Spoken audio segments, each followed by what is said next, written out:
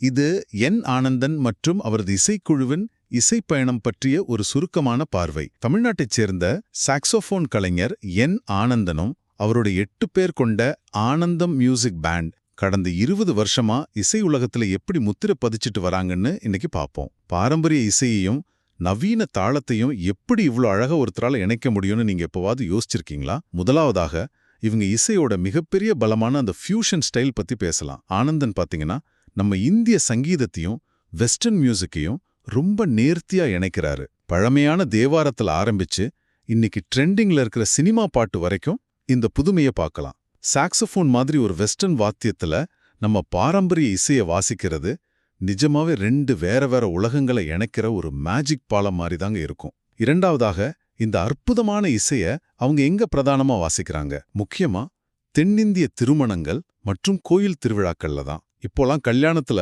மொபைல்ல ஈஸியா பாட்டு போட்டுடலாம், அப்புறம் ஏன் இந்த மாதிரி லைவ் பேண்ட்ஸ் அவ்வளோ ஸ்பெஷல்னு நீங்க கேட்கலாம். ஏன்னா அங்க இருக்கிற மக்களோட மனநிலைக்கு ஏத்த மாதிரி அவங்க மாத்தி வாசிக்கிற அந்த லைவ் வைப்ரேஷனை எந்த ஒரு ரெக்கார்டிங்கும் கண்டிப்பா தரவே முடியாதுங்க. இறுதியாக இவங்களோட பரந்த அனுபவம் மற்றும் பன்முகத் திறமை.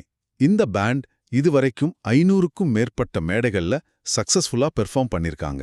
500 மேடைகள்ங்கிறது சும்மா இல்லைங்க, மிகப்பெரிய சாதனை. அது மட்டும் இல்லாம ஆனந்தன் சாக்ஸோஃபோன் மட்டும் இல்லாம புல்லாங்குழல், கிளாரினெட்னு 3 வெவ்வேறு வாத்தியங்களை ரொம்ப அனாயாசமா வாசிக்கிறாரு. தன்னோட அந்த அனுபவத்தை மேடையோட நிறுத்திக்காம ஆர்வம் உள்ளவங்களுக்கு இப்போ இசைப்பயிற்சி வகுப்புகளும் நடத்திட்டு வராரு. பாரம்பரிய இசையோட உயிரோட்டத்தையும் நவீன இசையோட துடிப்பையும் ஒன்னா சேர்த்து எந்த ஒரு விசேஷத்தையும் மறக்க முடியாததா மாத்துறதுக்கு என் ஆனந்தன் இசைக்குழு ஒரு மிகச்சிறந்த உதாரணம்.